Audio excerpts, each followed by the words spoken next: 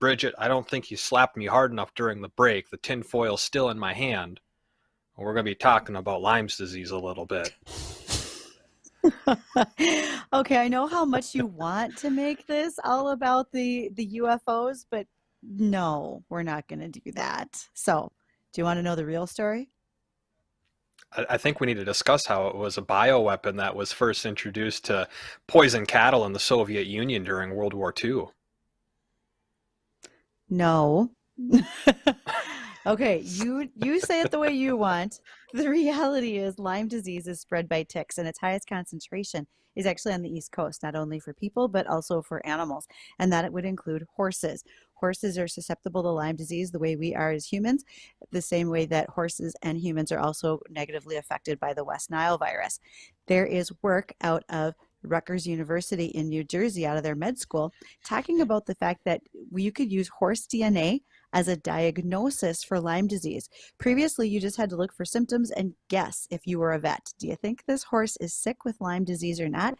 And then you take a course of action with antibiotics. Now they are able to collect a cerebral spinal fluid. This is a lot easier than knocking the horse Ooh, out and doing it in a different method. Yeah, horses and anesthesia sounds like a lot of work, and I would sounds like think a that lot you'd of have to have a pretty big anesthesia. table. Yeah, you'd have to pretty big table to set them down on, right? So you can now test for Lyme disease, treat accordingly because you can do a much easier test with their DNA than what we've been able to do in the past. I'm often a proponent of how this works because things that we can find out in horses, we could eventually translate to humans and might be able to do further work to improve what happens with Lyme disease in humans as well.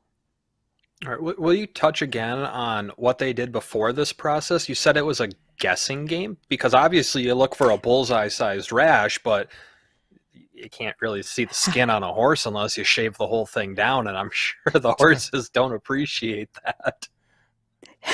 Well, you're right. With a hide and with their hair, it's not going to work quite as easily.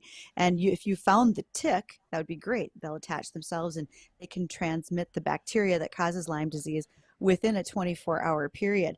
So previously, the only way they really could do that was if they knocked the horse out and there was a neurological test you could do. It wasn't really Hmm. conclusive, but prior to that, if you had to knock the horse out and had to do this was more of a tissue sample that probably didn't go over as well either. Now they're just able to extract some of the cerebral spinal fluid and be able to test for that. I And they're see. looking at the horse DNA. So that looks a little bit Right. easier. I know we have a lot of horses in this area. A lot of folks do Hmm. vaccinate when it comes to West Nile.